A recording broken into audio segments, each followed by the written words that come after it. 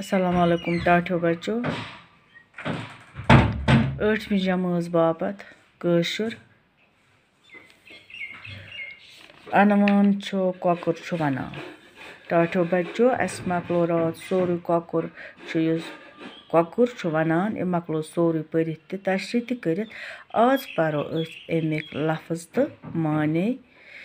तो बे करो सवाल टाठियो बच्चो खुलैयो किताब सफ़ा नंबर 63 तो बे खुलैयो पन नोटबुक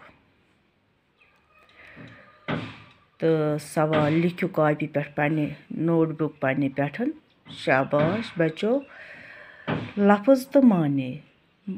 माले फलन तो गाश फलन या सुलि सुबह लहद दिन दरित दिन त्रयित छनुन नक्त जवजार नीर दंद युस नीरस मंज आसे वाद गो नकार बुत फिरुन अल्लाह अकबर खुदा छु बोड टाठियो बच्चो वुन छु दुयम सवाल जवाब लिखो गोडनुक सवाल छु सुलि सुबह क्या छु कॉकर लोकन वनान अमुक जवाब छु टाठियो बच्चो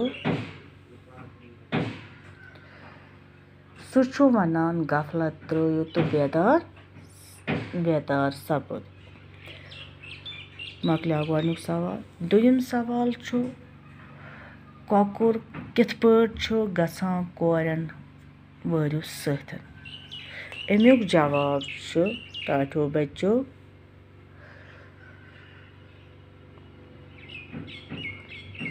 मालिन छु कोरन रनित कॉकर सत दिवान इत पट छु कॉकर कोरन वरियो सत गसान मकलिया दुयम सवाल ते मुझो टाठियो बच्चो त्रियम सवाल कॉकर क्या छु मालिकस छायन तो ग्रायन वुछान अमुक जवाब छु मालिकस छु मालिकन छु एमिस रछान तो खावान तो चावान मकले 93 सवाल अमिक टाठियो बच्चो पछ त्रियम सवाल यमन मिश्रण करियो वसनय तो गोडनुक मिसर छु नश वरी छु म्यानि सत राजी नशन वरी छु म्यानि सत राजी अमुक जवाब छु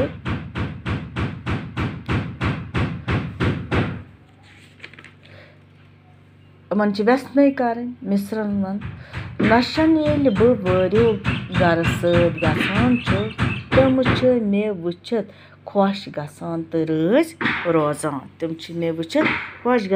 राज रोजान मकलियाव यह गोडनुक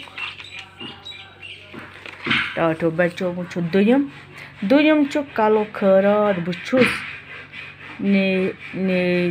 दंदस अमुक जवाब छु अमुक वसनय छि इत पटन